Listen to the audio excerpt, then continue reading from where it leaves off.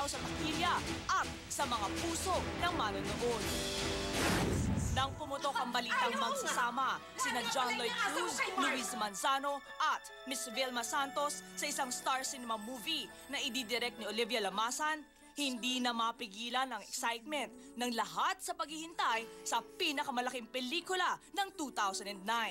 Kaya naman, naging enggrande at espesyal ang sunod-sunod na kaganapan papunta sa pinakaabangang pagbubukas ng big movie event. Una na rito, ang record-breaking na 3 premiere nights ng pelikula. September 14, Lunes, unang ipinalabas ang movie sa SM City, Batangas. Dito, dinagsa ng mga Batanggenyo ang all-star cast ng In My Life sa pangunguna ng ina ng Batangas na si Vilma Santos. Nagsilbi rin itong fundraising event para sa Alay Lakad Project ni Governor V at donasyon para sa ilang public schools sa Batangas. September 15, Martes, idinaos naman ang second premiere night ng In My Life sa Trinoma, kung saan di mabilang sumuporta sa pelikula. Kabilang narito sina ABS-CBN Channel Head Cory Vidanes, Star Cinema Managing Director Malu Santos at ABS-CBN President Charo Santos Concho. Present din ang daddy ni Luis na si Edu Manzano na proud sa kanyang anak at former wife. Nakita lang sa kanyang pagganap. The film will speak for itself. I mean, ito nga matagal nang inaabangan to and I'm sure they won't disappoint us. From Trinoma, dumiretso naman ang cast sa SM Mega Mall para samahan at pasalamatan ang mas malaki pang crowd of fans. All-out support din ng pamilya ni Governor V, ang asawa niyang si former Senator Ralph Recto at ang youngest son niya at kapatid ni Luis na si Ryan Christian. At tiyak magugustuhan nila. Nakakamiss din yung mga movie si Vilma. So dapat once a year gumagawa ng pelikula talaga. It's fun to watch my brother and my mom in the movie. And I'm sure that people will like it. It will be a box office. Sa naganap naman na cast party nung gabi ring iyon, walang ibang gustong iparating ang mga bida ng pelikula kung hindi taus-pusong pasasalamat. Sa mga nakapanood na po, sa mga sumabay po sa amin sa premiere night, maraming salamat po sa inyong suporta. Ang aming aray para sa inyo, mula sa creative team, kay Direk Olive, sa amin ni Ate V, ni Luis, sa buong cast at buong crew.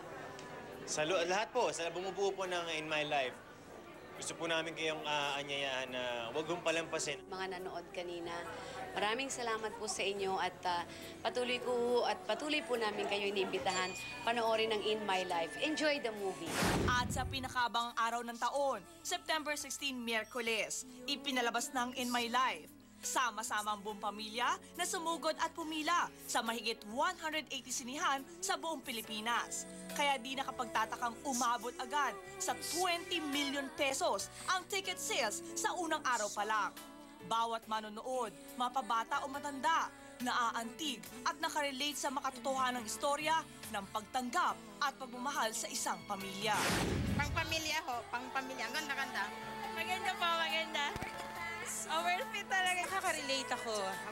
And it's a good movie talaga.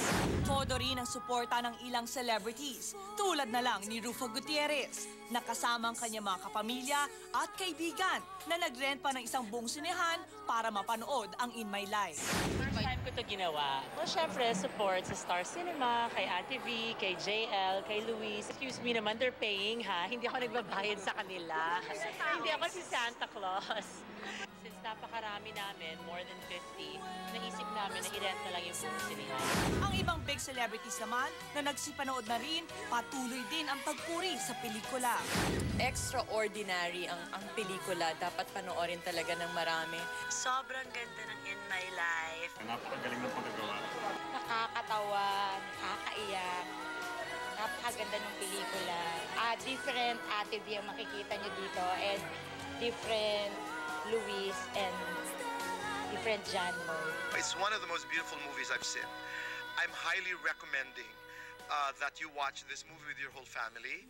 Napakagandang pelikula, period. Yun talaga. Sulit na sulit. Tatawa ka ng tatawa, and then hindi mo na namalayan, umiiyak ka na pala. So, that makes it very real. Talagang may tama sa puso pag nanood ka. At noong Biyernes, umalis na si Luis Manzano patungong Amerika na sinundan naman ni John Lloyd Cruz kahapon ng umaga para sa international screenings ng In My Life. Samantala, patuloy ang paglakas sa takilya ng In My Life na kahapon ay napabalitang umabot na sa 50 million pesos gross sa box office. At inaasahan pang patuloy na aani ng tagumpay sa mga darating na linggo sa buong Pilipinas at sa ibang bansa. Napakagandang pelikula, sobra. Beautiful performances, ang ganda-ganda. Such a heartwarming movie at totoong-totoo. Ang galing talaga ni Ate V, ni Luis at ni John Lloyd. Kakaibang storya ng buhay. Sobrang ganda ng moral lesson sa pelikulang to. Napakaganda, napakagaling ng pagkagawa. Lahat ng eksena na ginawa nila talagang buhay na buhay. How I wish I could do one like this. Congratulations sa buong In My Life cast and sa Star Cinema. In My Life. Showing na! In over 180 theaters nationwide.